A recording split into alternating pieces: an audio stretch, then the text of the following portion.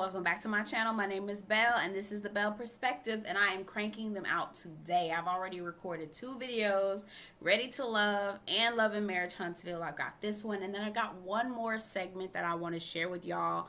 I'm not going to talk about it. I'm just going to launch it, okay? So, welcome back to my channel. If you're new here, again, my name is Belle. Okay, I give my perspective constantly. I'm always talking about something and giving my opinion, so I might as well come on YouTube, okay, and attempt to make money off of it. All right, with that being said, I'm going to ask you to go ahead and subscribe to my channel. Okay, hit that like button and let me know what you think about my content down in the comment section. Okay, I don't mind if you tell me you disagree.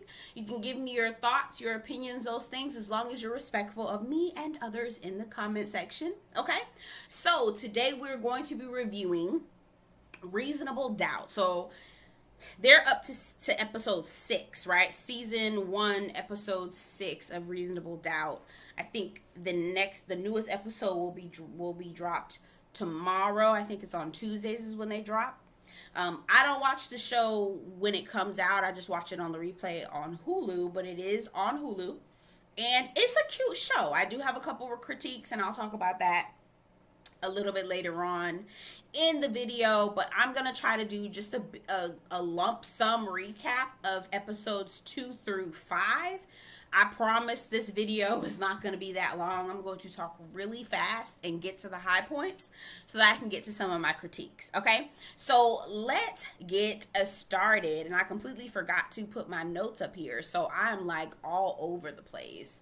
And pardon me, okay, while I get them together, while I get my notes together. Okay, so here we go. I'm going to start from episode 2. Okay, so we already know from episode 1. I kind of already did a video, just the introduction of the show. But let's get into, I'm gonna skip episode 2. It really wasn't all that. Let's get to 3 and then go on. So come to find out, Brayden hasn't told his wife Sarah that he was actually having an affair with Kalisha before she died. And so he's, the Jackson, the team comes over and they're about to talk about logistics and all of the strategy. And so Brayden basically dismisses Sarah and says, listen, don't you have a charity event to go to? I guess that's the code word for get the hell out of here. And so she's like, oh, okay, yeah, that's fine. I can go, right? And so Jax basically tells him, listen, you're going to need to tell your wife that you were having an affair because it's going to be sprayed, okay? And you might as well spray your tea first before someone else will, right? Brayden says, yes, I told my wife that, if you hear any rumblings, it's rumor, hearsay. I'm like, oh God, here we go. Anyway, so they start the jury picking, and they're about to go into that process of picking the jury selection. So Damon calls Jax because his parole officer basically is abusing his power and comes in and destroys all of his things, accuse him of using drugs because his drug test was inconclusive, or his drug test results were inconclusive. And so they show this kind of scene between Damon being having his personal space invaded by the PO officer, and then they show Brayden having all of these investigators and all these people come and basically turn his home upside down looking for evidence, okay? So they do that split part. So this is a little later on in the episode. This is when the detectives and things come over to his house, and they're showing a split screen where Damon and also Brayden are both being pretty much emasculated, pretty much having their personal rights violated by these police officers. And there's the Jay-Z song, I don't even remember what the name of the song is called. It's house inward, feel inward, my skin is black. Like, I don't know, my skin is black. I have to remember I'll put it up on the screen. I forgot the name of that Jay-Z song. But anyway, I actually like the song. I'm not a big fan of Jay-Z, but I do like that song. And they play that song while watching. And basically showing the parallels of how law enforcement pretty much invades black men's privacy on a regular basis and pretty much treats them inhumanely. Now, granted, some of these situations are self-inflicted. Like the whole well, I won't even say Brayden. That would some outside of the show, some of the issues are self-inflicted, but I will say that some of it is self-inflicted because of other external forces. But anyway, I won't go get on my soapbox because I'm not prepared to have the conversation. Not here, not right now. Okay. So Spencer is Jax's son. He's still acting like a donkey with and got an attitude with her. Fallon's cousin, I mean, Kalisha's cousin Fallon, okay, is the black woman with the braids, and she's going around. She's pretty much on a rampage. She met Jax up at the office and was like, basically, I thought you weren't going to be representing Brayden. You told me black women were sticking together, da da da da. How can you be defending a killer? And Jax was like, listen, Brayden is all kinds of things, but he's not a killer. She was like, and so Fallon responds back to her and says, listen, the reason why Brayden killed Kalisha is because she didn't sign the NDA. Jax stopped her and said, no, sweetheart. No, no, no, contraire. No, no, no. Au contraire, corn fritter, right? Au contraire, mon ami.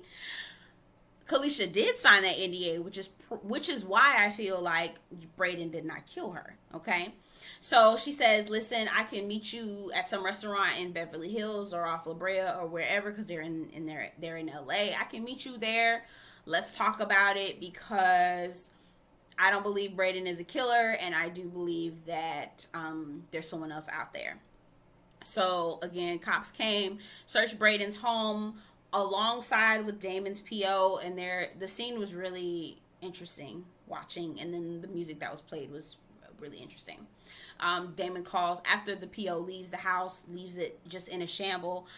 Damon calls Jackson, says, listen, can you get me a new PO, because he's power tripping. Okay, so then they find Kalisha's cousin and Kalisha's laptop. So Kalisha has a cousin named Destiny or Monica or somebody, I don't remember her name, forgive me. They find the girl and they find the laptop. They figure out that there's some interesting information on that laptop, and so they are following the cousin so they can try to get the laptop.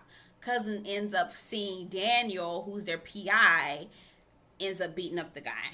It was a bad look. Anyway, they suspected there's some information about Clout, which is Brayden's vodka company, on Kalisha's laptop. So then a video of Kalisha and Brayden actually kissing in the elevator actually comes out. It gets leaked, and Sarah goes ballistic. She's looking like she's about to leave him, all this other stuff. Which again, I'm thinking to myself, Brayden, sweetheart, you thought that this was not going to come out. Yeah. Okay. So Rich and Theo. Rich is Jax's partner. They both are attorneys, but Rich is more contract law, that kind of thing, business law, and obviously Jax is criminal defense, because they all work for a law firm and there's different sectors of law, right? So Rich is meeting with Theo. Theo is Brayden's business partner. Now, I don't trust this man I don't trust him worth a good goddamn, and I feel like he is a part of the reason why Kalisha ended up dying. He clearly has an issue with Kalisha and does not like her. He says that he accuses Kalisha of mismanaging funds, and he makes mention that Brayden basically has a history of not feeling accepted by black people, and so for him having the opportunity to sleep with Kalisha and be with Kalisha, it made him feel like he was actually being accepted by black people, right? And he said that he said Kalisha was the one that actually opened the door for the urban market. And when I hear white people say urban, I just get annoyed, because guess what? White people live in the city too. Urban does not mean black, okay? Urban just means city, okay? There's rural and then there's urban, okay? The urban market. I literally hate when people say that, because that's basically a euphemism for saying black, okay? For black, and I'm just not here for it. And he basically said, listen, I'm here to make money, but I'm not trying to follow some black trends. And I was just looking at him like, oh, you one of them. Oh, okay, I get it.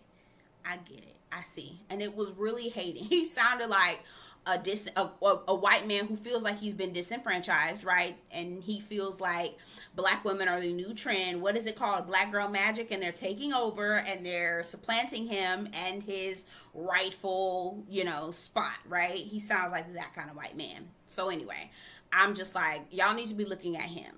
y'all need to be side-eyeing him as well. To the show that are really, really cringy, and almost corny. It's almost like they're trying to put blackness on display, as if like white people are watching and we want you guys to see. I'm not. I don't necessarily know if I really like it. And it's starting to kind of get a little bit out of control. So yeah. So for example, she was in her car on the way to court, and it was just such a forced scene.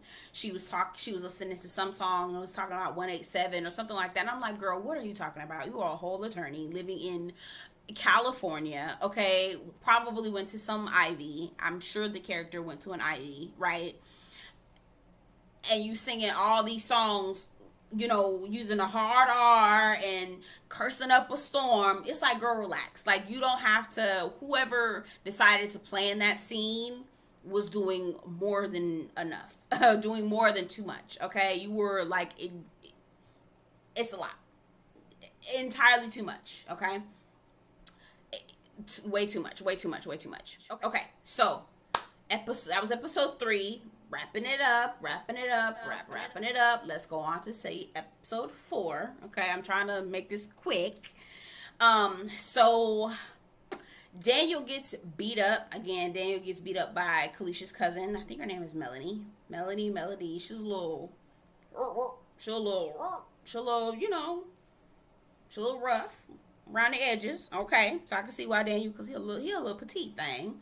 I can see why he would get beat up by her. So then Spence asks his dad. He's sitting with Lewis and they're playing a video game, and I figured out what Lewis does for a living. Finally, Lewis is a video game engineer or designer, I believe. And so Spence and his dad Lewis are sitting down and they're playing a video game, and Spence turns around and says, listen, can I live with you when you and mom get a divorce? And Lewis is like, no, we're not about to get a divorce. We're on a really hard level, and we're trying to figure things out. But that's literally all that's going on. We're not about to get a divorce. We're just trying to figure things out. And Lewis and Spence is just like, okay, if that's what you say. Okay. So Rich is still trying to feel himself. So he's allowing Theo to get into his head. And again, Theo is Braden's business partner who had this issue against black women, right? Not feeling black women. They've got this problem, which explains why Braden was acting the way he was towards Jax, okay? And so Theo's starting to get in Rich is starting to get in his head, and he's thinking, I don't understand. I don't need to take orders from no black woman, or I don't need to take orders from anybody. I understand the law just as much as everyone else, and you're not about to, ruin my... You're not about to make me... You're not about to cramp my ego just because of this whole new black girl trend, right? And so Braden and Sarah have a conversation about how she had to hide... okay, so let me set up the scene. So Sarah walks in with their 2 kids. Actually, no, go back. Let me back up a little bit more. Braden's sitting in their, I guess, theater room, and he's watching bits and pieces of the news, and how Fallon, which is Kalisha's the dead woman, Fallon is her cousin, on the internet talking about how Braden is a murderer, and she goes into this chant, basically, we are all Kalisha. He ends up turning it off because Sarah comes in with their 2 biracial children. And so Sarah says, they got basically kicked, they had to be turned around. I think they were going to school and they were turned around because everyone's giving them ugly looks. And so the kids were like, Daddy, people are saying you did really bad things. Is that true? And they're, Braden is like, no, I would never hurt anyone, blah, blah, blah, trying to reassure the kids. So Sarah dismisses her kids and they go home, or they go in their room, whatever.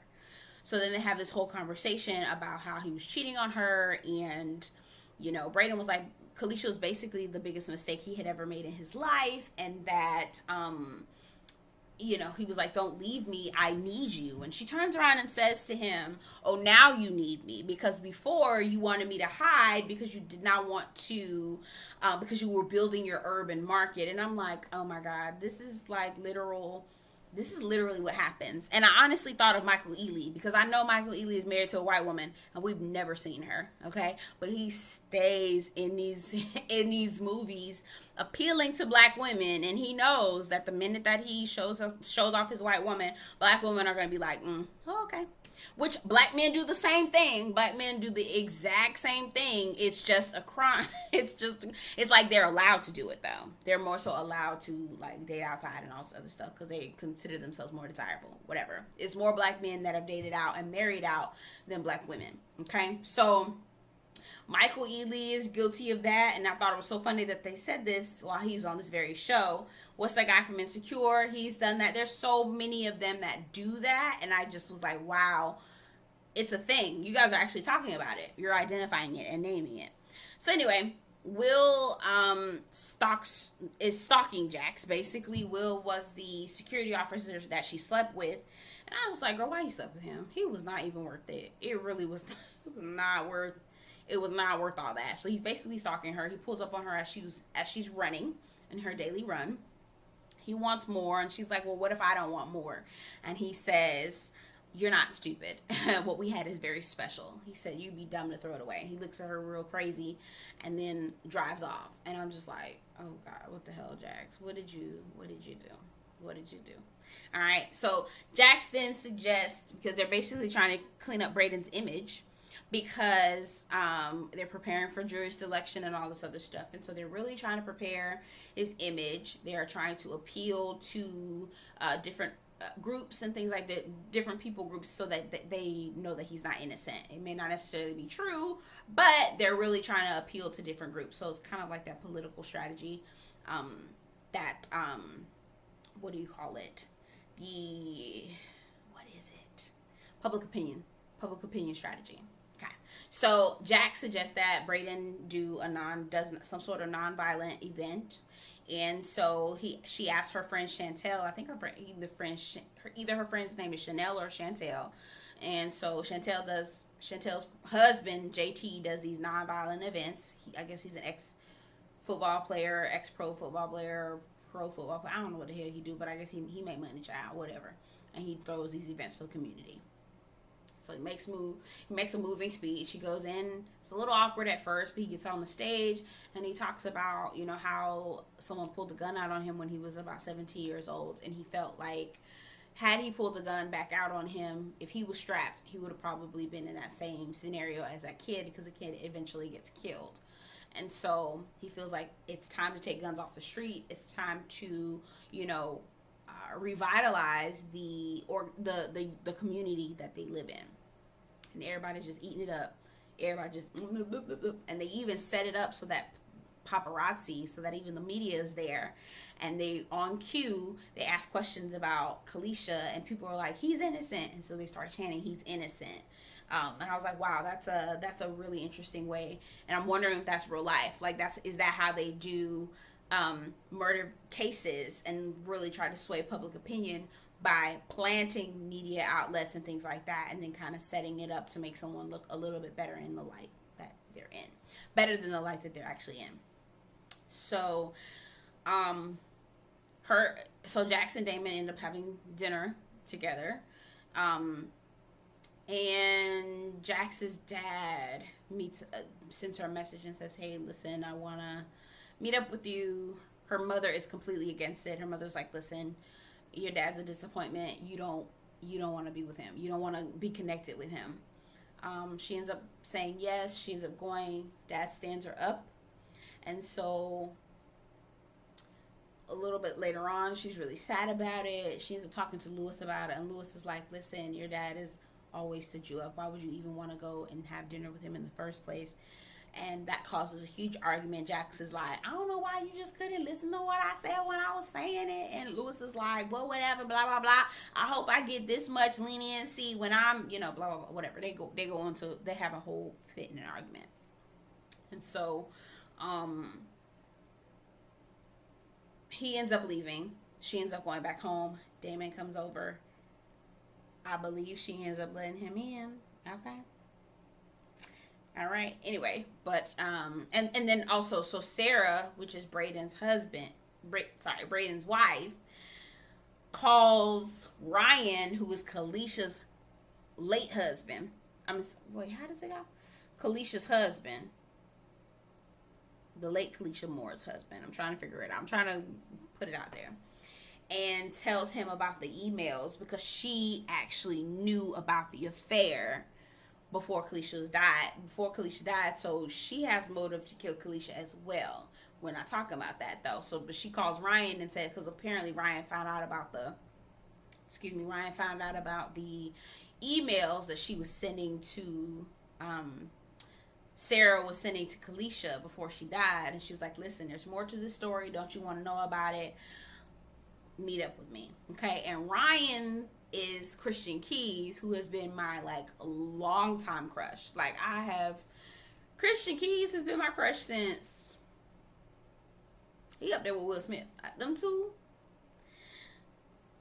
Anyway, so before I finish and go to the other two episodes, Jax and Lewis experienced their daughter Naima having her menstrual cycle at 10 years old.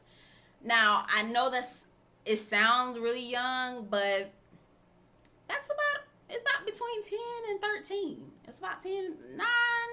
9 is real early, but 10 and 13 is typically when they have to like go through that whole thing of processing that. So anyway, it's pretty interesting.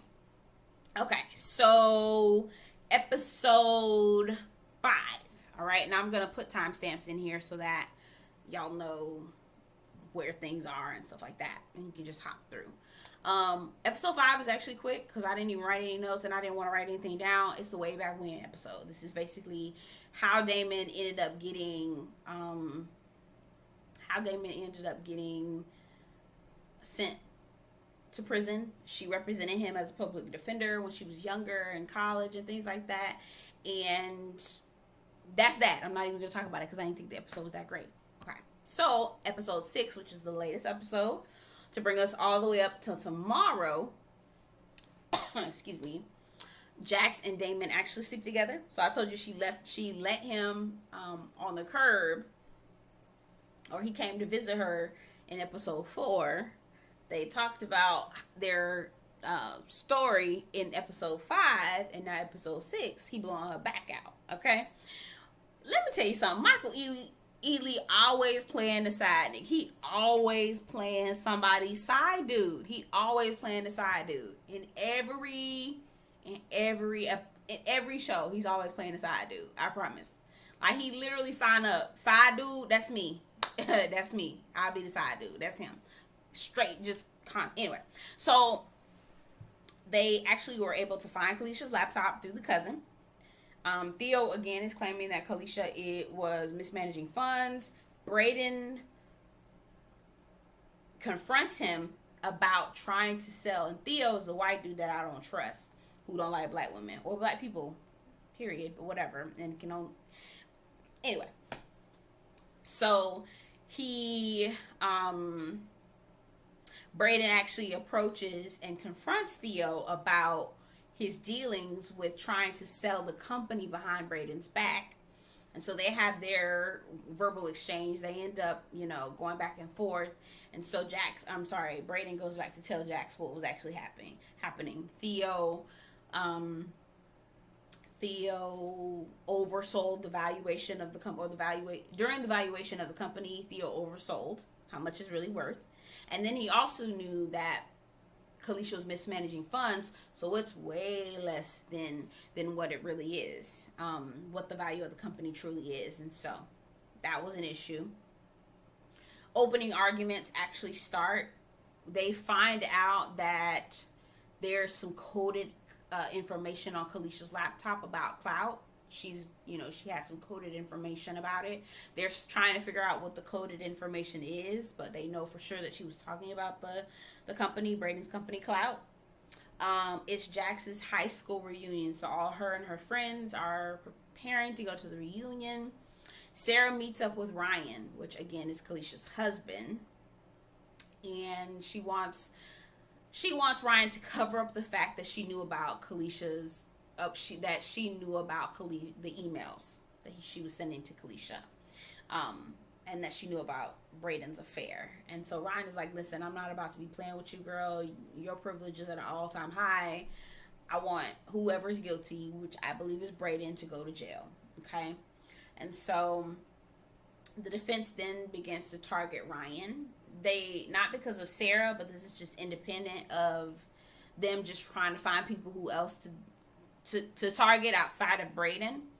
And so the defense begins to target Ryan, who was her ex-husband, saying that he had a mental health episode during his career as a professor, I believe. And so they are basically using that to say that, you know, maybe he might have blacked out in a mental health episode and might have killed Kalisha by accident. So the defense is trying to point the finger at Ryan in court.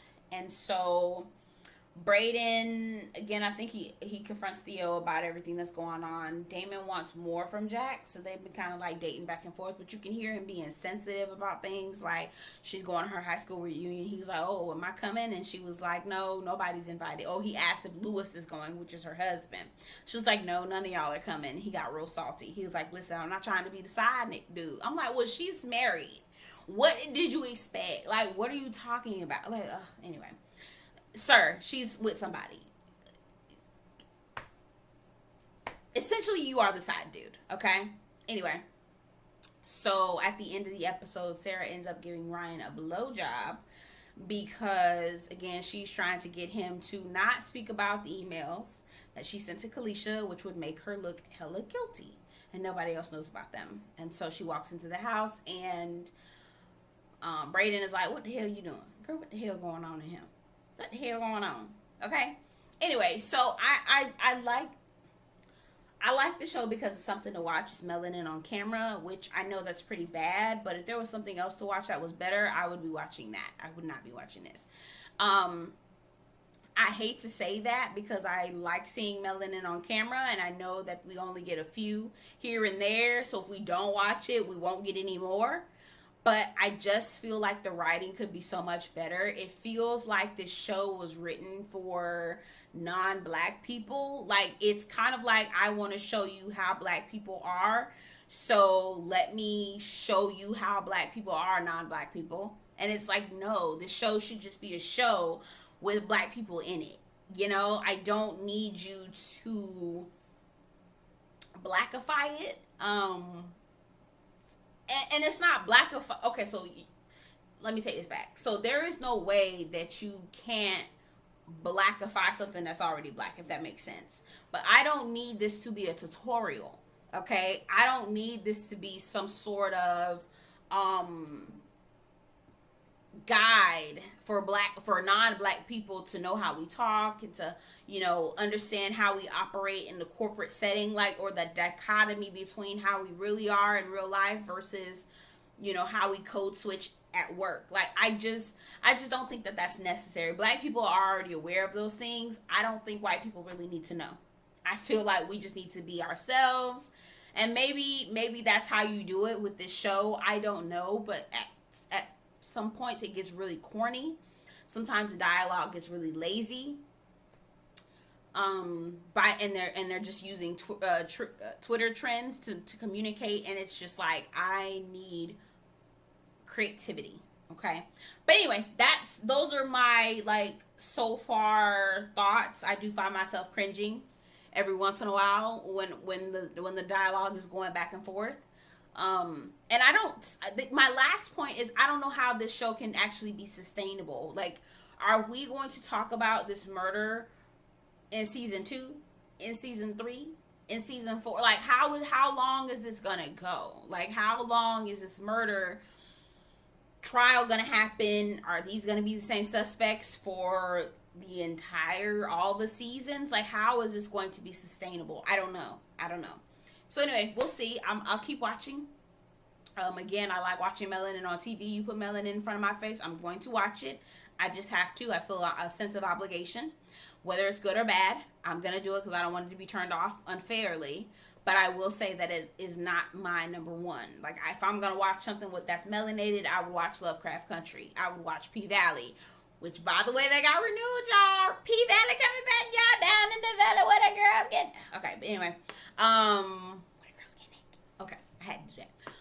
Anywho, so those are my final thoughts about Reasonable Doubt, that comes on Hulu on Tuesdays, I believe.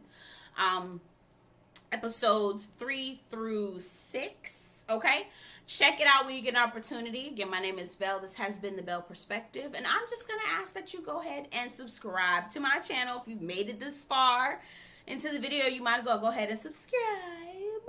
You might as well. You might as well. And get down in the comments. Let me know what you think about Brayden. What do you think about what Sarah said as far as like her, Brayden making her hide in the shadows so he can promote his urban market? What do you think about Theo? Is there a whole, black girl trend now? Do you think that there's a whole new trend going on that's like follow what black people are doing, giving them their moment to shine or whatever? What do you think about Jax and Damon? Are y'all rooting for their love story? What's happening here? What do y'all think? Let me know in the comments.